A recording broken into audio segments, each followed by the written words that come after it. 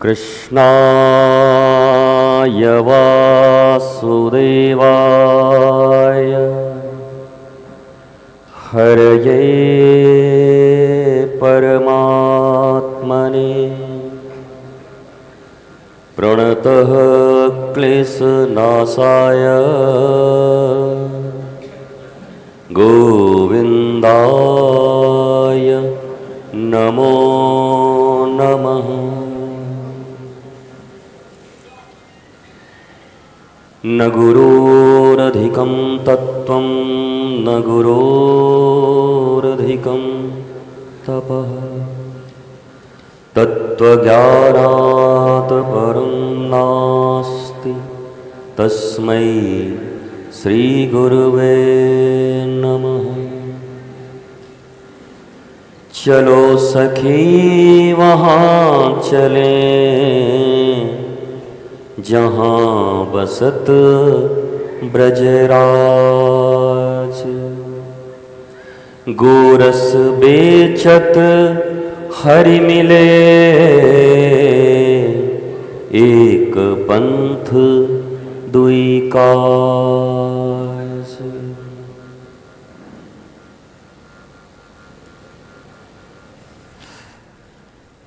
प्रणाम करता हूँ। आज हरिगढ़ के इस दिव्य केशव धाम प्रांगण में उत्तर पूर्व के जो छात्र यहाँ अध्ययन करते हैं उनका वार्षिक उत्सव है। मंच पर उपस्थित हमारे श्री आलोक जी, श्री धर्मेंद्र जी, हमारे प्रिय विनोद जी और श्री गोविंद जी,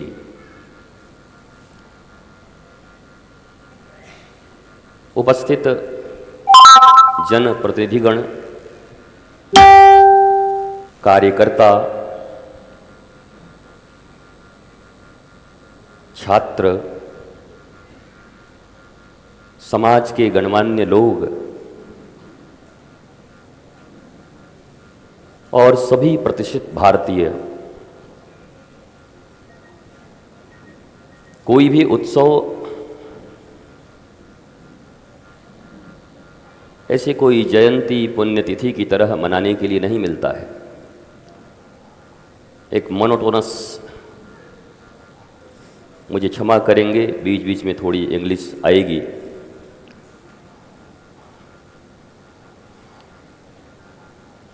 अभी जो गा रहे थे मैं वो भी समझ रहा था। भगवत कृपा से भारत के विभिन्न क्षेत्रों में रहने का अवसर मिला, चाहे आसामीज़ हो, बंगला हो, उड़िया हो, तो कम से कम भारत के विभिन्न भाषाओं का थोड़ा ज्ञान कहने, सुनने, पढ़ने, लिखने का है। इसलिए मैं आंखें बंद करके उस दिव्य छात्र के भाव को सुन रहा था। हम यहाँ पर उपस्थित हैं आज से 20-25 साल पहले, जब पूर्वोत्तर की स्थिति बहुत अच्छी नहीं थी। प्रायः उस समय में ही 25 से 30 वर्ष पहले मैं वहाँ रहा करता था। 20 वर्ष पहले कोई स्थान नहीं बचा, पर वो भारत का हिस्सा लगता नहीं था। ये मेरा अपना अनुभव है। पर उस समय से एक भगीरथ प्रयास कहूँगा मैं, और एक इंग्लिश में एक बात है, स्लो एंड स्टडी गो, धीरे धीरे पर दृढ़ता के साथ लक्ष्य निर्धारित करके चलना। राष्ट्रीय स्वयंसेवक संघ का वो संकल्प कि भारत के समस्त भारतीय अपने संस्कार और संस्कृति को लेकर राष्ट्र निर्माण के इस यज्ञ में अपनी सहभागिता दें। प्रभु श्री राम के द्वारा वो निर्मित, जिसे कुछ लोग मानते हैं कुछ लोग नहीं मानते, ऐसे वृज को, पुल को गिलहरी के द्वारा किया गया प्रयास, पर आज वो प्रयास इतना बड़ा है कि जिन लोगों ने वो भयावह स्थिति को नहीं देखा वो समझ नहीं पाएंगे। आज तो स्थितियां अनुकूल हैं तो आपको लगता होगा सब एक है, पर उन्हीं दिनों लगता था कि ये कितने दिन रह पाएगा, स्थिति क्या थी। तो इसके लिए मैं हृदय से इतने सुदूर उत्तर प्रदेश के इतने सुदूर एक हरिगढ़ जिले में यह एक विचार लाना, केशव सेवाधाम के द्वारा ये छात्रावास चल रहा है। अलग अलग जगहों पर ऐसे कितने छात्रावास भारत के विभिन्न हिस्सों में, जहाँ जहाँ लोग टूटने को ही बैठे हैं, क्षेत्र, भाषा, संप्रदायगत विरोध को लेकर, जातिगत विरोध को लेकर के, उन सभी विषयों पर विचार कर और अपना एक प्रयास प्रारंभ करना। एक वर्ग ऐसा है जो केवल चिंताएं करता है, उसको कहिए तो मूंगफली खा खा के, चाय पी पी के इतनी चिंता कर वो अपने शरीर को भी ठीक नहीं रख सकता। एक वर्ग ऐसा है जो चिंता तो करता है कि आनुपातिक रूप से उसका समाधान क्या होगा और उसका एग्जीक्यूशन कैसे होगा, उस पर वो चल पड़ता है। और वास्तव में सफल वही लोग अपने लक्ष्य या उद्देश्य में होते हैं जो केवल चिंता लेकर नहीं बैठते या दूसरों को ब्लेम नहीं करते रहते। हमारे देश की आदत है, लोगों की आदत है ब्लेम करना, हम ब्लेम करते हैं, पर हमें क्या करना है, हमें अपने कर्तव्य का बोध नहीं। राष्ट्रीय स्वयंसेवक के द्वारा भारत की दशा और दिशा बदलने के लिए पंच परिवर्तन के भी कार्यक्रम चलाए जा रहे हैं बरसों से। और जब मैं पहला पढ़ता हूं कि आत्मबोध, तो आध्यात्म का मूल प्राण वही है। आध्यात्म और राष्ट्र रक्षा की बातें ये अलग अलग नहीं है। भारत में एक सामान्य प्रक्रिया है कि कोई साधु अगर देश के लिए बोले, राष्ट्र के लिए बोले, तो कहते हैं बाबा जी राजनीति के बारे में बोल रहे हैं। इतना कम ज्ञान है हमारे पास। ये आध्यात्म हो, राजनीति हो, स्वयंसेवक हो, संगठन हो, उद्देश्य एक है, लोक सेवा। वह लोक सेवा करने में समर्थ वही होगा जो अपनी सेवा पहले कर चुका होगा। और यह आत्मबोध प्राप्त करने की जो दिशा है, ये अपनी सेवा है। हम 4 आश्रमों में बटे हुए लोग थे, ब्रह्मचर्य, गृहस्थ, वानप्रस्थ और संन्यास्त। जिनका ब्रह्मचर्य ठीक नहीं होगा उनका गृहस्थ भी ठीक नहीं होगा। और ब्रह्मचर्य का अर्थ यह कभी नहीं होता कि आप किससे दूर हैं, किसके पास हैं। ब्रह्मचर्य का सीधा अर्थ है मर्यादाओं में जीते हुए आपका मन सदा ब्रह्म। ब्रह्म का अर्थ है विराट। विष्णु शब्द का अर्थ होता है विराट। विष्णु केवल एक प्रतिमा नहीं है, विष्णु शब्द का अर्थ होता है विराट। हम विराट का चिंतन करते हैं, हम विराट का ध्यान करते हैं, हम उस विराट के एक अंश हैं और उसी विराट के लिए जीते हैं। एक तरफ तो गोस्वामी जी कहते हैं ईश्वर अंश जीव अविनाशी, चेतन अमल सहज सुख राशि। तो या तो गोस्वामी जी थोड़े गड़बड़ हैं या फिर हम गड़बड़ हैं। वो कह रहे हैं हम उसके अंश हैं और हम सहज सुख राशि हैं।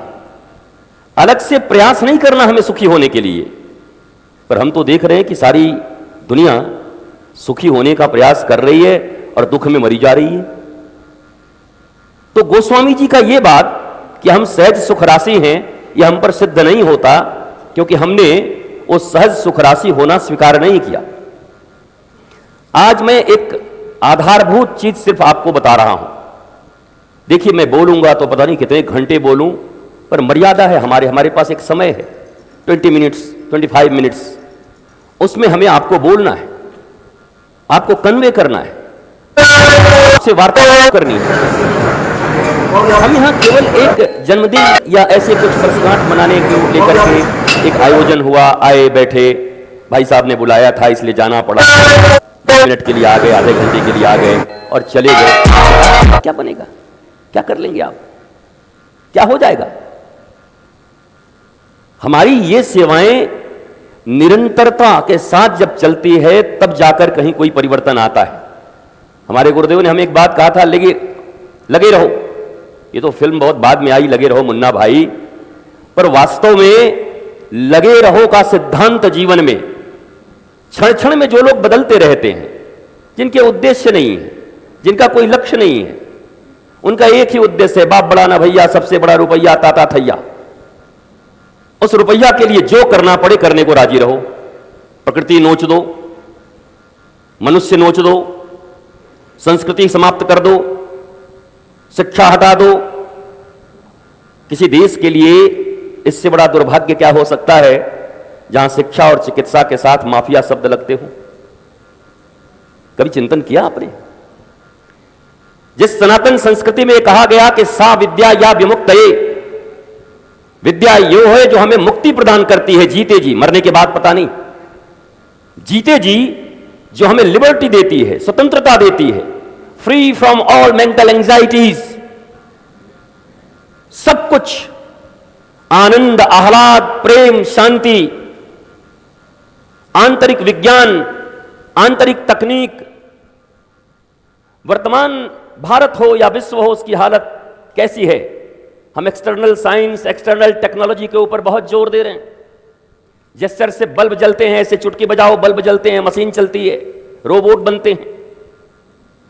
इतनी मशीनें बन गई, इतना सामान बन गया, पर उसको जो भोगने वाला है वो अशांत है, उसका जो व्यवहार करने वाला है वो बड़ा चिंतित है। वो 5-5 हजार रुपए देकर के अपने बेटे और बेटियों का काउंसलिंग करवा रहा है, मनोविज्ञान और मनोचिकित्सकों के पास जाकर के। आरटीआई डालो तो आपको पता चलेगा इसी भारतवर्ष में मोर देन 74% लोग मेंटल एंजाइटी के शिकार हैं। इस पूरी दुनिया में मोर देन 88%, 88% से लोग ज्यादा मेंटल एंजाइटी के शिकार हैं। और अकेले जिसको दादा देश कहते हैं अमेरिका, वहां 90% लोग मेंटल एंजाइटी के शिकार हैं। 21वीं शताब्दी के इस वैज्ञानिक युग में अगर दुनिया की यह हालत है, चलो दुनिया वालों से थोड़े ठीक हैं, अमेरिका में सिर्फ 10 बचे हैं, दुनिया में 12 बचे हैं, भारत में भी 26 बचे हैं, और हमें पूरा विश्वास है कि उन 26 में हम लोग यहां बैठे हुए हैं, क्योंकि यही लोग भारत बदल सकते हैं, भारत की दशा और दिशा परिवर्तित कर सकते हैं, जो स्वयं चिंतित हो, जो अवसाद में हो, विषाद में हो। यह देश प्रसाद का देश रहा है। यहां संतों के प्रसाद, ज्ञानियों के प्रसाद, परमात्मा के प्रसाद, पर इस देश में वह अवसाद, विषाद, टेंशन, डिप्रेशन काल की तरह हमें घेर रहा है। ये छात्र इतनी दूर से आकर के यहां पढ़ रहे हैं। ये एक ब्रिज बनाया गया था, समन्वय, कि आप हमसे अलग नहीं हैं। मैं इस विषय में बहुत ज्यादा नहीं बोलता, फिर कभी अवसर आएगा तो मैं बोलकर पूरी दुनिया को प्रसारित कर दूंगा, लोग देख लेंगे उसको। पर आज कुछ मौलिक विषयों पर बोलना जरूरी है। वास्तव में हम वर्तमान इस भारत देश में जिस स्थिति में खड़े हैं, यह संक्रमण का दौर है। हमें आपको अगर समझ नहीं आ रहा है तो यह हमारी और आपकी शुतुरमुर्ग की अवस्था है। शुतुरमुर्ग के ऊपर कोई खतरा आता है तो रेत में अपनी मुंडी को डाल देता है। यह ऐसा ही हुआ कि सामने से ट्रेन चली आ रही है, हम पटरी पर खड़े हैं और ट्रेन सामने आ गई तो आंख बंद कर दिया कि अब ट्रेन हमें छोड़ देगी। बाघ सामने से आ रहा है, बाघ को देख करके आंख बंद कर लिया, आंख तुम्हारे बंद हैं, बाघ के जबड़े अभी भी खुले हैं, बाघ तुम्हें निगल जाएगा, खा जाएगा। यही बात भारतवर्ष के लोगों को समझना है। भारत की अगर रक्षा हुई, भारत अगर बचा रहा, आप सब पढ़े लिखे लोग हैं, यद्यपि मैं लिटरेसी और एजुकेशन में बहुत बड़ा अंतर समझता हूं। There are big difference between literacy and education. Literate लोग कभी एजुकेटेड नहीं होते। केरला में 97% लिटरेसी है, और आपको जानकर आश्चर्य होगा कि भारत में सबसे ज्यादा ओल्ड एज होम वहीं पर है, वृद्धाश्रम। ये वृद्धाश्रम किसी स्वस्थ समाज के लिए बहुत अच्छी चीज थोड़ी है। आप ये टेम्पोररी रेमेडी करके छाती फुलाए घूम रहे हो कि हमने वृद्धाश्रम बना दिया है।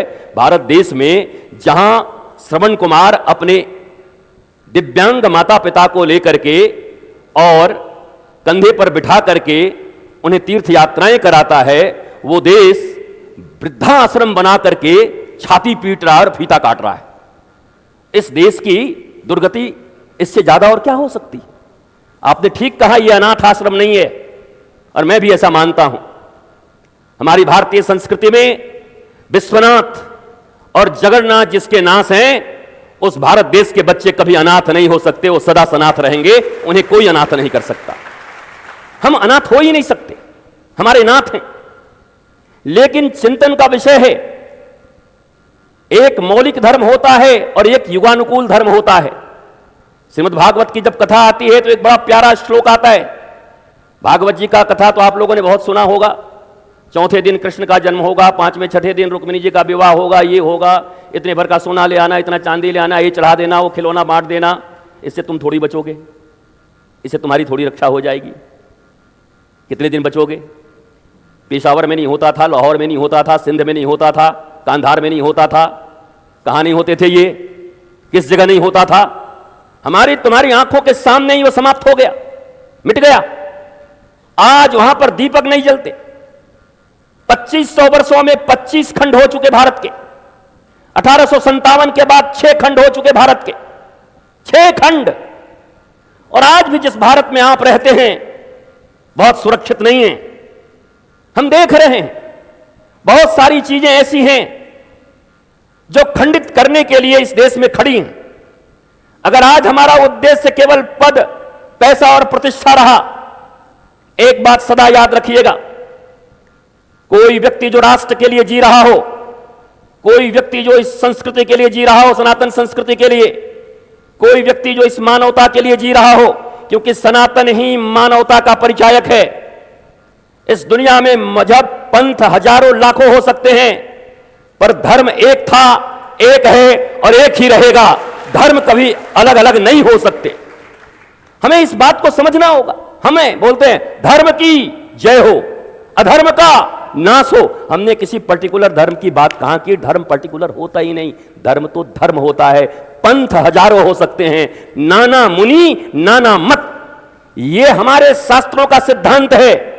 लोग कहते हैं आज के संतों में भी बड़ा आपस में बकझक हो रहा है। बकझक करने का या बकबक करने का अगर कोई बिंदु बहुत हल्का है तब यह विचारणीय प्रश्न है, परंतु अगर राष्ट्र हित में, देश हित में, मानवीय हित में अगर मत अलग अलग हैं तो मैं पूछता हूं, भगवान श्री राम के 2 गुरु, एक वशिष्ठ और एक विश्वामित्र, दोनों में 36 का आंकड़ा था।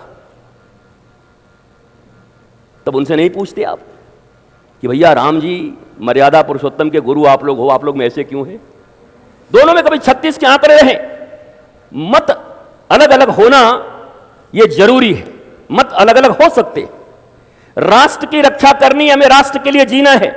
और आज एक बात और आपको बोल के जाऊंगा, सारा जीवन ठाकुर जी के लिए जिया, इष्ट के लिए जिया।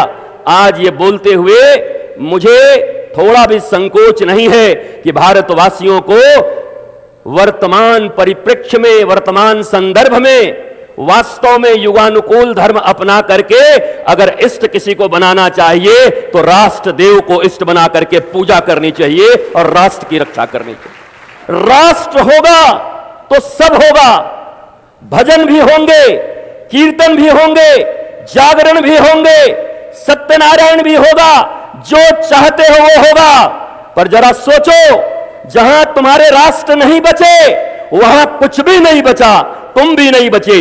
गौशाला भी चला करके कभी कभी हम छाती इतना चौड़ा करते हैं, महाराज जी हमारे 5 गौशाला हैं, क्या करूं, क्या करूं? क्या सिंध में गौशाला नहीं था? क्या कांधार में गौशाला चलाने वाले लोग नहीं थे? न गाय बची न गौशाला वाले बचे। कहां गए? 20-25 वर्षों से जिन लोगों ने गायों की रक्षा की, गौशालाएं चलाई, न एक गौशाला बचा, न गौशाला चलाने वाले बचे। क्या इतिहास से कुछ सीखते नहीं? क्या इतिहास कुछ हमें दिखाता नहीं? क्या इतिहास हमें कुछ बताता नहीं? हमने धर्म की तीसरी मान ली, एक गौशाला खोल लिया, एक ठाकुर जी का थोड़ा पूजा कर लिया 2 मिनट में। कई लोग बोलते हैं महाराज जी हमारे जो मालिक हैं ना वो सुबह सुबह 1.5 घंटा पूजा करते हैं, पानी तक नहीं पीते पूजा किए बिना। बड़ी अच्छी बात। बाकी के 22.5 घंटे बोला बाकियों का खून पीते हैं अपने लोगों का। 1.5 घंटे तक प्रहलाद हैं और 22.5 घंटे के लिए हिरण्यकश्यपु बने हुए। तो ये यथा माम प्रपद्यन्ते तांस तथैव भजाम्य हम, श्रीमद् भगवत गीता। और गोस्वामी जी भी कह रहे हैं कर्म प्रधान विश्व करी राखा, जो जस करही सो तस फल चाखा। 1.5 घंटे का भी परिणाम प्राप्त होगा। महाराज श्री आपको जरूर प्रहलाद की तरह भगवान अपनाएंगे, पर 22.5 घंटे के लिए नरसिंह बनकर के तुम्हें फाड़ने भी आएंगे वो, क्योंकि 22.5 घंटे तुम्हारे ठीक नहीं है। धर्म कोई आधे घंटे 1 घंटे का विषय नहीं है।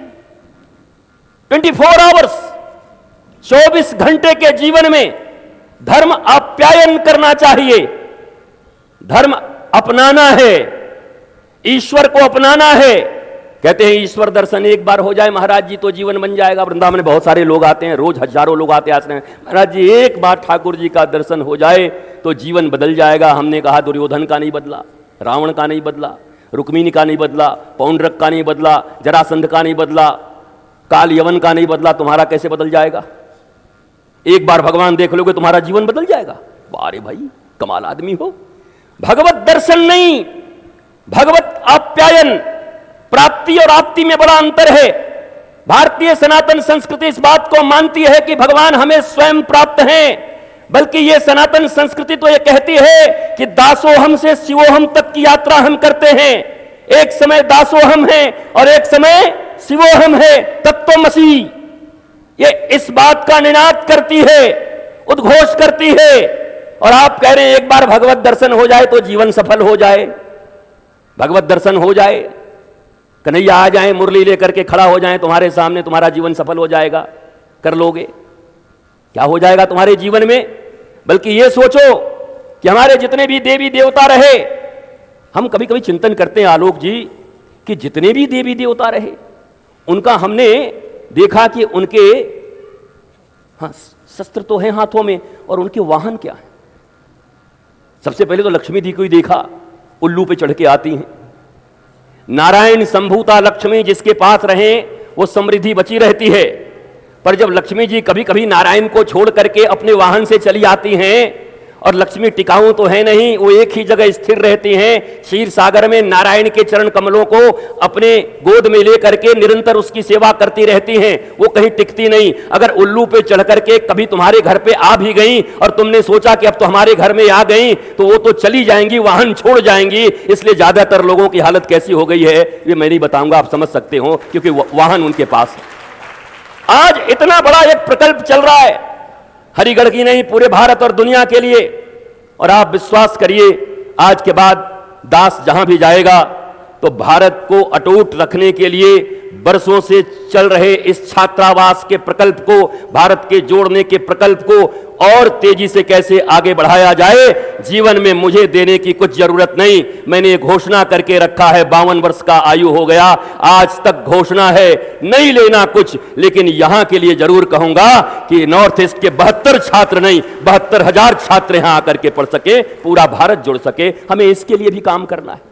देना कहां है ये भी सीखना होगा, देना किसको है यह भी सीखना होगा। हमारे गुरुदेव कहते थे अयोग्य और अपात्र को दान कर दिया तो दोनों म्लान हो जाओगे, दोनों की मृत्यु है। अयोग्य और अपात्र को दान मत करना, योग्यता और पात्रता देख करके दिया जाता है। मेरा हृदय आह्लादित है, एक ऐसा यज्ञ हो रहा है जहां पर छोटे छोटे नन्हे नन्हे बालक भारतीय सनातन संस्कृति को पढ़ रहे हैं, और भारत जो कभी टूट रहा था पूर्वोत्तर राज्यों में, भारत एकजुट हो रहा है। इससे योग्य पात्र कहां मिलेंगे देने वालों के लिए? इसलिए हरिगढ़ के लोगों अगर देना है तो यहां दे देना। और कहीं देने से कोई फायदा। नंद घर आनंद भयो देव, हम मना नहीं करते भाई। गोस्वामी जी हमारे साथ बैठे हुए हैं, नंद घर आनंद भयो जय कन्हैया लाल की। अरे नंद के घर में तो आनंद हो गया, तो तुम्हारा क्या? बेल पका तो कौआ का क्या? बताओ मुझे। नंद के घर में आनंद हुआ, पर तुम्हारे अंदर तो डिप्रेशन चल रहा है। मैं तो उस दिन श्री कृष्ण का जन्म मानूंगा जिस दिन भारतवर्ष के लोग उठ करके खड़े होकर के कहेंगे कि मंदिरों में जन्म हुआ, मठों में जन्म हुआ, आश्रमों में जन्म हुआ, लेकिन इस बार का श्री कृष्ण जन्म हमारे हृदय में हो चुका है। अब उनके आचरण को लेकर के हम चलेंगे। ये नंद के घर में आनंद कब होगा? कब श्री कृष्ण का प्राकट्य होगा हमारे भीतर में? कब प्रामाणिकता के साथ हम जी पाएंगे? कब हम अपने भारत राष्ट्र को सर्वोत्तम मान करके उनकी ही पूजा करके? हमें भाषण देते हुए बड़ा अच्छा लगता है, पर दास का जीवन इसी में गुजरा है। मेरे गुरु की आज्ञा थी कि तुम व्यास पीठ पर बैठ करके नहीं, धर्म पीठ पर बैठना, कथाएं ज्यादा मत करना, नहीं तो तुम्हें आदत लग जाएगी फिर माल पानी की। क्या करो? बोला एक ही आदेश देता हूं, जाओ बैठो तो व्यास पीठ पर तुम्हें सौगंध है कि जब भी व्यास पीठ पर बैठना तो राष्ट्र देव की बात करना और राष्ट्र का चिंतन करना, केवल उनका चिंतन करना। और आज जरूरत है। ये सब संभव तभी होगा, हमारे यहां जो कुछ भी होना है, जितने भी शुभ कर्म हैं, ये तभी संभव होंगे जब राष्ट्र अक्षुण्ण रहेगा, राष्ट्र बचा रहेगा। जिस देश के प्रधानमंत्री को स्वतंत्रता दिवस के शुभ अवसर पर लाल किले के प्राचीर से डेमोग्राफी का चिंतन करना पड़ रहा हो, संवैधानिक रूप से प्रधानमंत्री हैं, कोई ऐसे नहीं कोई उठा के बना दिया है, उन्होंने एक इशारा किया, उसके बाद भी भारतीय लोग अगर नहीं जगते, अगर भारत के लोग इसका चिंतन नहीं करते, हम किसी के विरुद्ध नहीं हैं। हमारा स्पष्ट मत है। हम सदा कहा करते हैं कि भाई सड़कें बनाना हो, इमारतें बनाना हो, बनाओ एपीजे के नाम पर, वीर अब्दुल हमीद के नाम पर। हमारे यहाँ तो चौधरी जी बैठे हुए हैं, हमने तो रसखान जी को वहां पर समाधि दे के रखी अपने वृंदावन में, तो हम ब्रजवासियों से बड़ा कौन हो सकता है? आप उनके नाम पर सड़कें बनाओ, उनके नाम पर इमारतें बनाओ, बात किसी की नहीं। आप हमें भड़कड़ाओ मत, अलग अलग मत करो। बहुत समय पहले 10-15 साल पहले एक ऐसी गोरक्षपीठ में कोई कार्यक्रम था, अब नाम लेना, वर्तमान मुख्यमंत्री जी के साथ बैठना था, बैठे रहे, संप्रदायगत चर्चा चल पड़ी कि सांप्रदायिक कह के लोग हम लोगों को बड़ा चिढ़ाते हैं। तो हमने कहा संप्रदाय का अर्थ तो हमारे यहाँ हमारे ऋषियों ने क्या बताया है, सम्यक प्रकार से हमारे पूर्व पुरुषों ने जो प्रदान किया है उसी विधि का नाम है संप्रदाय। सम्यक प्रकार से प्रदान करने की विधि को क्या कहते? संप्रदाय कहते हैं। हमारे पूर्वजों ने हमारी सनातन संस्कृति के लिए हमें जो कुछ दिया है उसको ही संप्रदाय कहते हैं। इसलिए जा करके भारतवर्ष में घोषणा कर दो दोनों हाथ उठा करके और गर्व से कहो कि हम सांप्रदायिक हैं। नारायण का संप्रदाय हमारा है, ईश्वर का संप्रदाय हमारा है। हम कई बार अर्थों को नहीं समझते और चुप हो जाते हैं। न हमारी हिंदी ठीक है, न हमारा संस्कृत ठीक है, बस थोड़े बहुत इंग्लिश में हम ठीक ठाक हैं।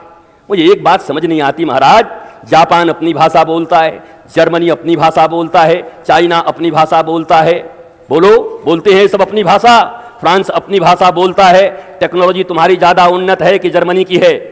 आज भी जर्मन कार ढूंढते चल रहे हो कि जर्मन टेक्नोलॉजी की कार लूंगा, कि अपनी टेक्नोलॉजी का ले लो। 70 साल हो गए आजादी के तुम्हारे, ले लो। ये अपनी भाषा बोलते हैं, उसके बाद भी इनकी टेक्नोलॉजी इतनी उन्नत है। न जाने भारतीयों को किसने यह सिखा दिया कि जब तक तुम अंग्रेजी नहीं बोलोगे तब तक तुम्हारी टेक्नोलॉजी उन्नत नहीं होगी।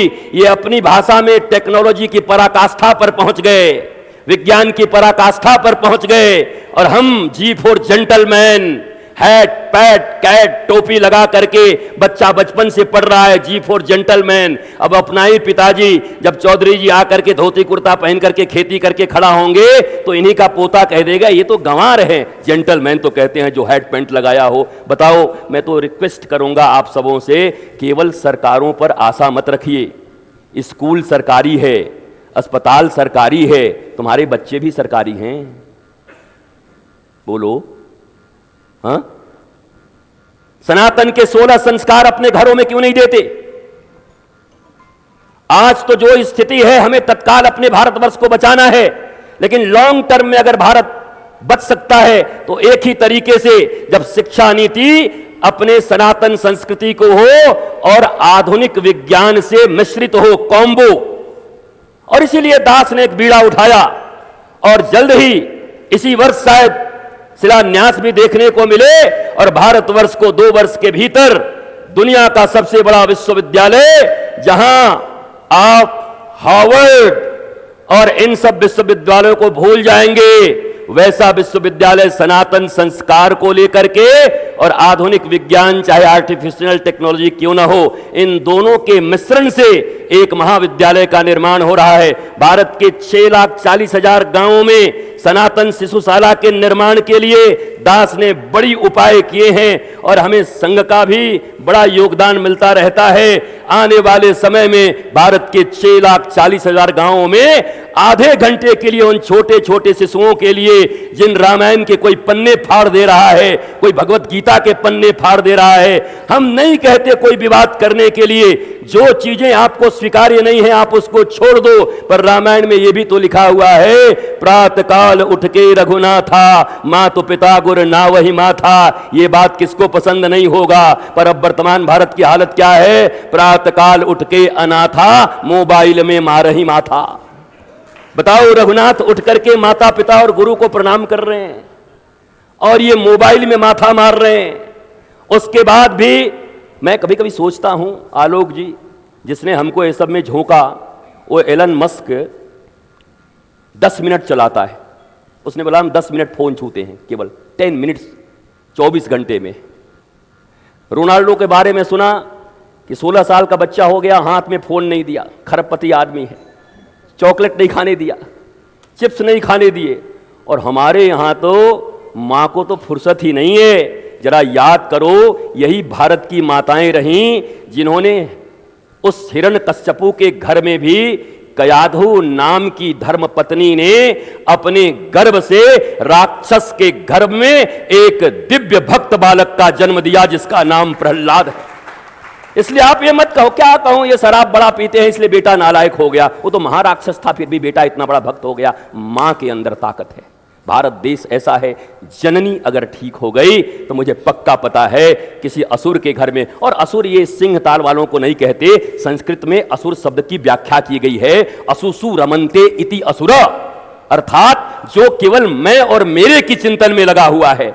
हम दो, हमारे दो, खूब माल कमाओ, लूटो और बाकी देश को मिट जाने दो।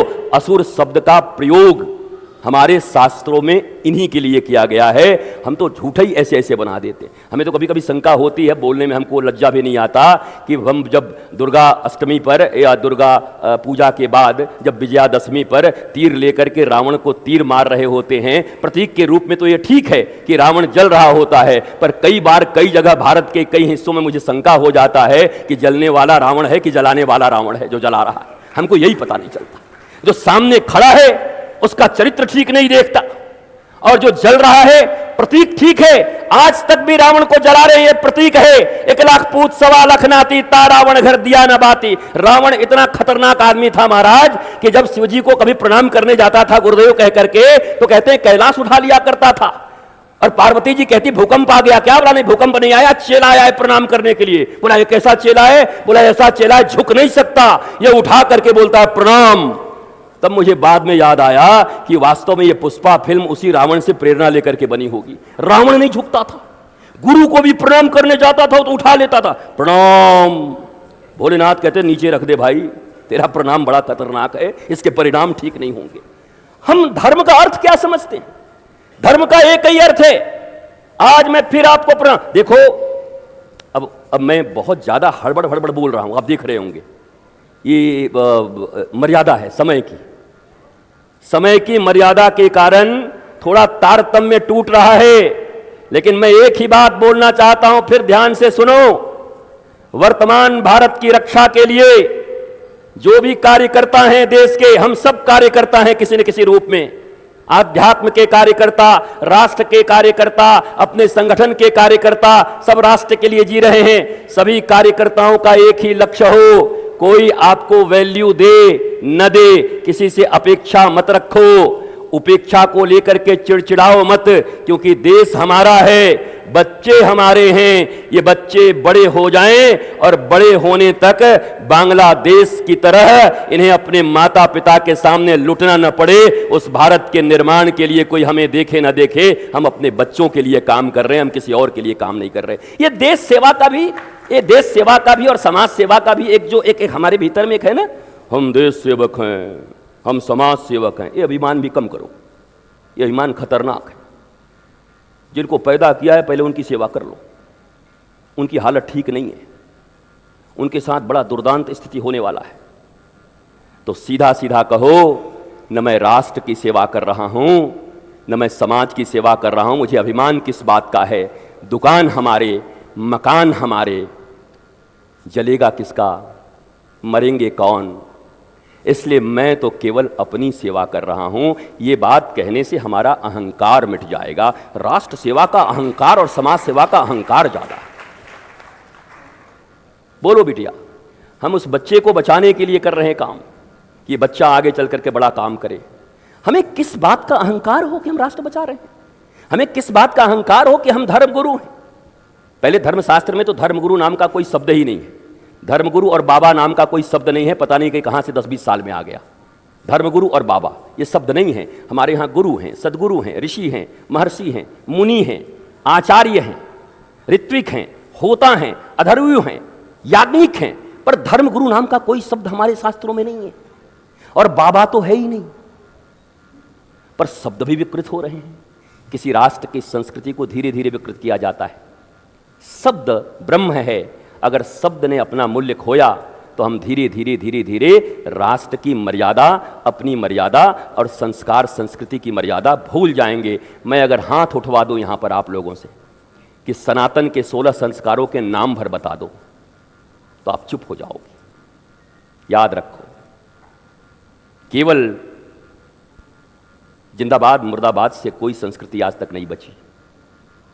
इसलिए जब आज क्या मैं जानता ही हूं, संघ के इस पंच परिवर्तन के नियम को जब मैं पढ़ता हूं, तो मुझे लगता है कि एक ऐसी संस्था, स्वयंसेवक संस्था, जिसने राष्ट्र का इतना चिंतन करते हुए मनुष्य की प्राथमिक सीढ़ी क्या होनी चाहिए। हमारे यहां पहला था आत्मज्ञान रहित मनुष्य कोई भी काम करेगा वो अपना भी बिगाड़ेगा और लोगों का भी बिगाड़ेगा। पहला काम क्या है? आत्मविद्या प्राप्त करना। संघ ने लिखा स्वबोध। फिर उससे हुआ, जब स्वबोध होगा तभी स्वदेश की भावना आएगी, तभी स्वदेशी की भावना आएगी। और उसके बाद जो 4 और पॉइंट है ना, ये नागरिक कर्तव्य, पर्यावरण, सामाजिक समरसता, कुटुंब प्रबोधन, ये तो ऐसा है, कैसा पता है? चलो सखी वहां चलें जहां बसत ब्रजराज, गोरस बेचत हरि मिले, एक पंथ दुई काज। अगर संघ के और आध्यात्म के और अनादि काल से एक ही चीज की उद्घोषणा भारत में की गई है, पंच परिवर्तन का पहला नीति अगर किसी ने अपना लिया, स्वबोध, मैं कौन हूं। The beginning of real spirituality is who am I, why I am here, what I am doing. कोहम कस्त्वम कुत आयातम, मैं कौन हूं।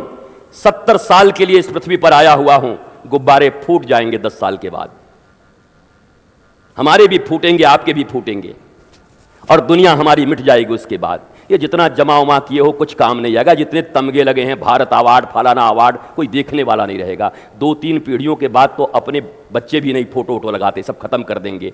पर याद रखो, जिन लोगों ने राष्ट्र देव पर अपना जीवन कुर्बान किया, बलिदान किया, आज सैकड़ों वर्ष के, हजारों वर्ष के बाद भी भारतवर्ष रोज उनके सामने नत होता है, उन्हें याद करता है। चाहे वो छत्रपति शिवाजी महाराज रहें, चाहे हमारे डॉक्टर श्यामा प्रसाद मुखर्जी हों, डॉक्टर बलिराम केशवराव हेडगेवार हों, इनको कौन याद नहीं करता। कौन भारतीय ऐसा होगा जो याद नहीं करता।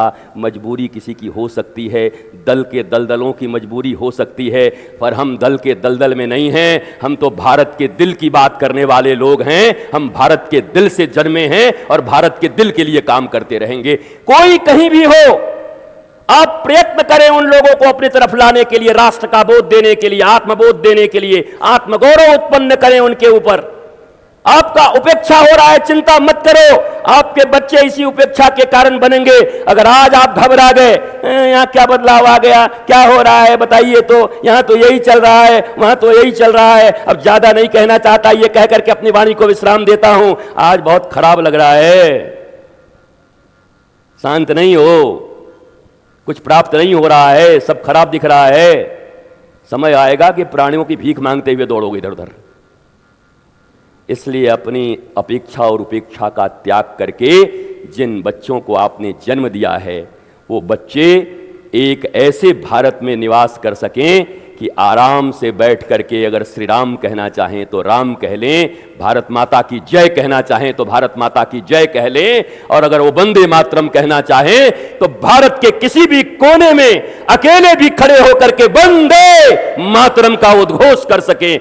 ऐसे भारत का निर्माण हमारे लिए जरूरी है, और इसके लिए कई बार आपके अपमान होंगे, आपकी उपेक्षा होगी। आप ये मत समझना कि हम साधु हैं तो सब जगह हमारी पूजा ही होती है, सब जगह हमें लोग जय जयकार भी करते होंगे। कितनी गालियां मिलती है, कितनी जगह क्या लोग बोलते हैं, कितनी उपेक्षाओं के शिकार होते हैं, आप जानकर आश्चर्यचकित हो जाओगे। दिन रात जिनके लिए बोलते हैं वही उपेक्षा करके निकल जाते हैं, पर हम उनके लिए नहीं बोलते, हम तो निमित्त मात्र हैं। कितना बढ़िया बात संग कहता है, तेरा वैभव अमर रहे मां, हम दिन चार रहे न रहे।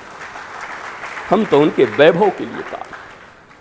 मैं प्रणाम करता हूं, नमन बंदन करता हूं। मर्यादा 25 से 30 मिनट हमारा था, एंड आई थिंक उससे ज़्यादा ही हो गया है। तो आज अब हम देखो आंख तो बंद कर लेंगे, और बंद करने के बाद छत्तीसगढ़ के चांपा और जांजगीर एक जगह हैं जहाँ पर आंख बंद करके बोलने का वो लिम्का एक बुक होता है, उसमें कहीं ढूंढोगे तो अपना ही रिकॉर्ड निकल आएगा कि आंख बंद करके लगातार 16 घंटे तक बोलते रहे और 80,000 लोग बैठकर सुनते रहे रात 2 बजे तक। तो हम तो आंखें बंद करेंगे तो फिर बोलना शुरू करेंगे, पर हम आंख बंद करेंगे तो आलोक जी कहेंगे कि बाबा आंख खोल दो, हमारा और भी बहुत काम है, राष्ट्र जागरण करना है। धर्मेंद्र जी भी कहेंगे हमें भी जाना है। तो कुछ बातें जो मैं कह पाया, बहुत कुछ तो भूल गया, पर एक तोतली भाषा में बच्चे के द्वारा क्या कहना और माता पिता समझ जाते हैं। मुझे पक्का विश्वास है कि यहाँ जो लोग बैठे हैं वो समझ गए होंगे कि हम कहना क्या चाहते हैं। और मैं फिर कहता हूँ, अगर आपको कभी कोई दलाल कहे, आपको कभी कोई एजेंट कहे, तो अपने गौरव से कहना पवन पुत्र हनुमान जी हैं। ये अंतिम बात कह के विश्राम। पवन का काम क्या है? पवन एजेंट है। गुलाब का फूल खिलेगा तो खुशबू आप तक ले आएंगे।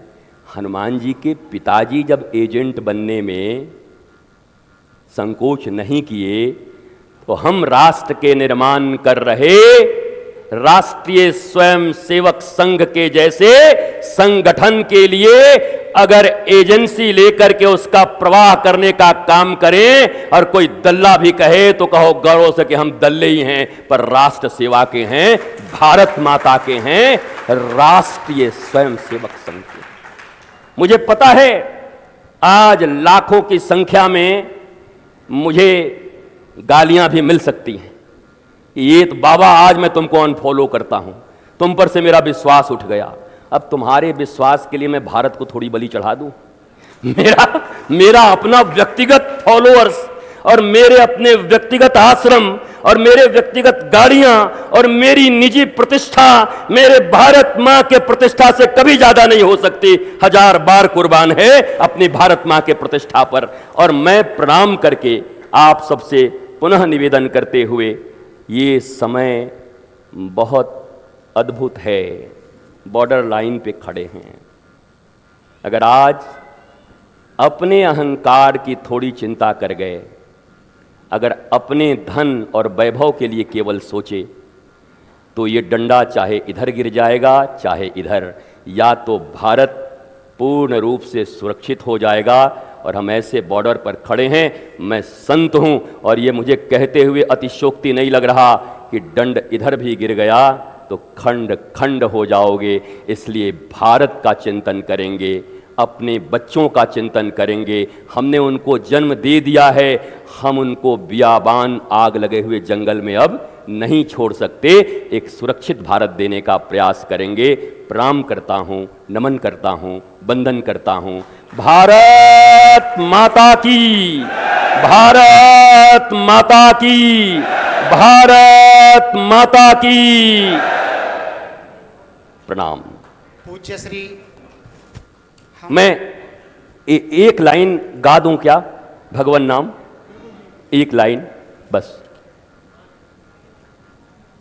गुरु वचनों को रखना संभाल के, एक एक वचन में गहरा राज है। जिसने जानी है महिमा गुरु की, उसका डूबा कभी ना जहाज है। बीज पड़े और अंकुर न फूटे, ऐसा कभी नहीं हो सकता। कर्म करे और फल ना भोगे, ऐसा कभी नहीं हो सकता। कर्म करने में तो होशियार है, पर फल भोगने में बड़ा ही लाचार है। वो जिसने जानी है महिमा गुरु की, उसका डूबा कभी ना जहाज है।